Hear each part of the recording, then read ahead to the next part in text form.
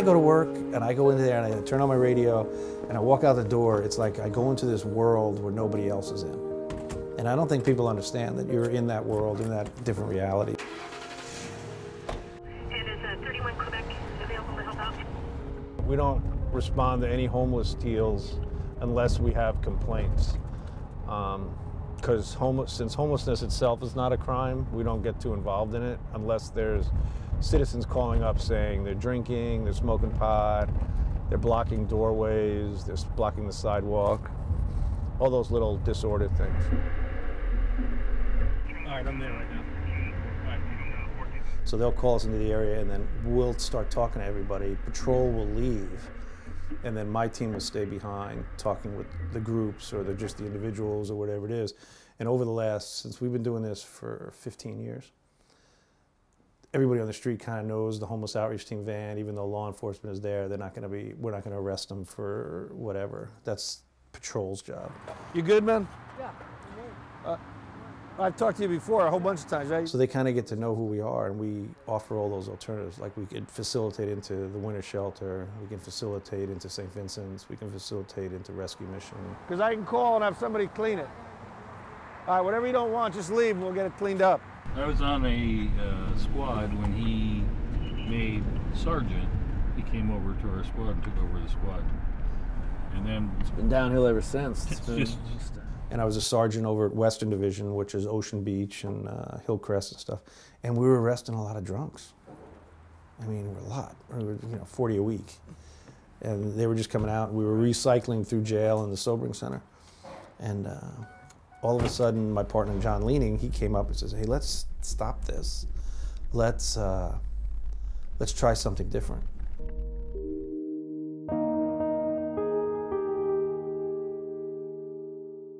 So he goes, why don't we just get them treatment? Try to somehow funnel them through treatment, and we can use, since they're already going to jail. So we tried that. And I got to tell you, it just like worked right away. They came out of jail, we went into courts, we talked to them in courts, we got them into treatment, and right away they did okay. we're going to drive over to St. Vincent's to get you set up there. Okay. I finally realized after all of these years that I wasn't going to do it on my own. I needed some freedom in my life, and yet I needed some direction. So when this lawyer told me about the SIP program, even though it's 6 months, there's some freedom to it, and there's a learning curve. Let's do it, man. Okay, I've got a lunch. I am one happy dude. They're pretty good guys. You know what? It could be you, it could be me in a half a second. And to see them recover, and at least this is like their last opportunity, because without this program, without the SIP program, they would be dead. And they're not.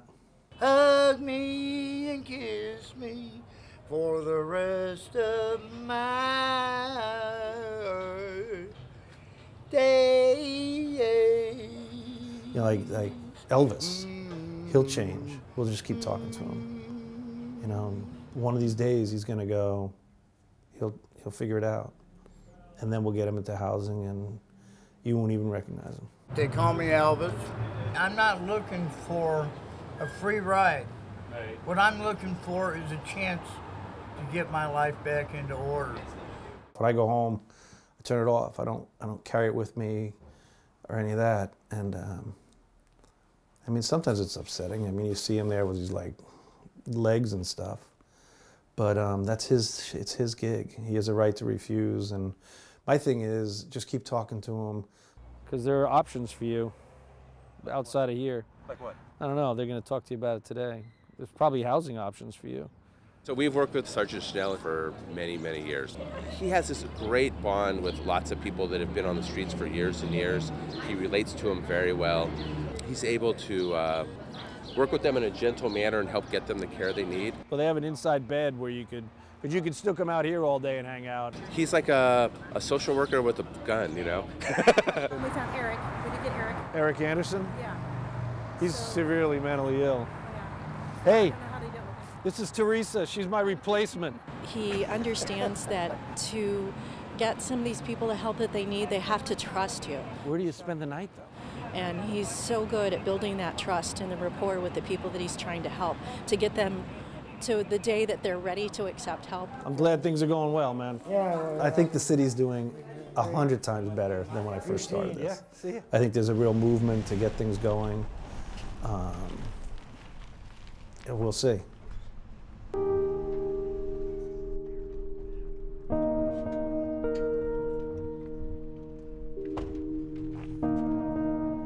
I'm Rick Schnell. I'm Sergeant for San Diego Police Department. I've been on the department for almost 35 years. I've been with the homeless outreach team for 14. I'm due to retire May 29th, 2014, and it's been fun.